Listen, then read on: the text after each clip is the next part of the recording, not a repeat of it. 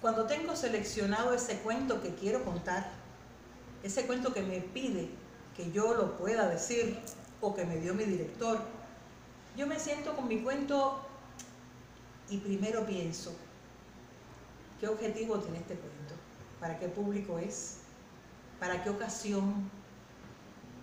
¿Qué puedo decir del cuento y qué no debo de decir que pueda lastimar la sensibilidad de las personas que están escuchando? O las condiciones en que lo voy a contar.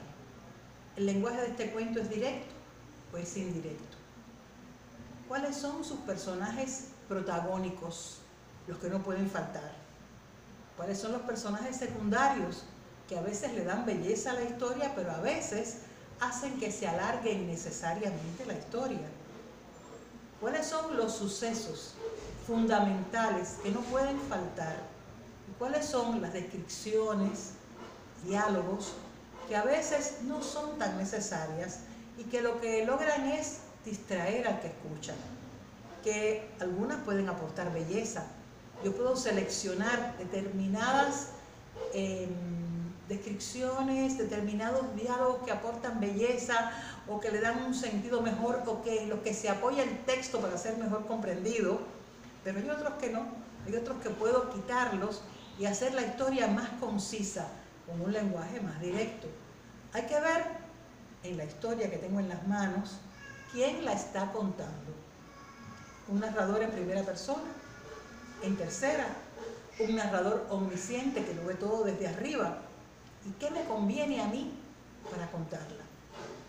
Hay historias que pueden ser contadas en tercera persona perfectamente, como un observador, como un testigo. Otras que pueden ser contadas mejor desde el narrador omnisciente, porque es alguien, una mirada que no se compromete con ninguno de los personajes, lo está viendo todo como Dios desde arriba y nos va dando las pautas para que vayamos sacando nuestras propias conclusiones.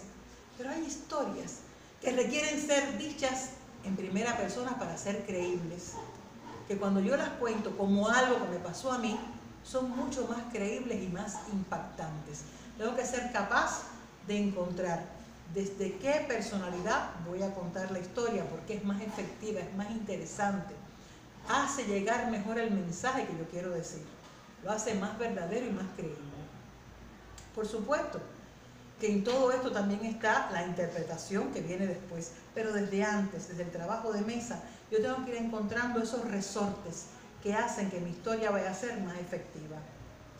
Cuando tengo todo mi cuento y ya hice esa lectura primera inteligente, tengo que volver a leerlo para hacer entonces lo que sería el resumen de la fábula, para apropiarme de esa cadena de sucesos importantes, y solo después es que puedo empezar a pensar si habrá versión o no.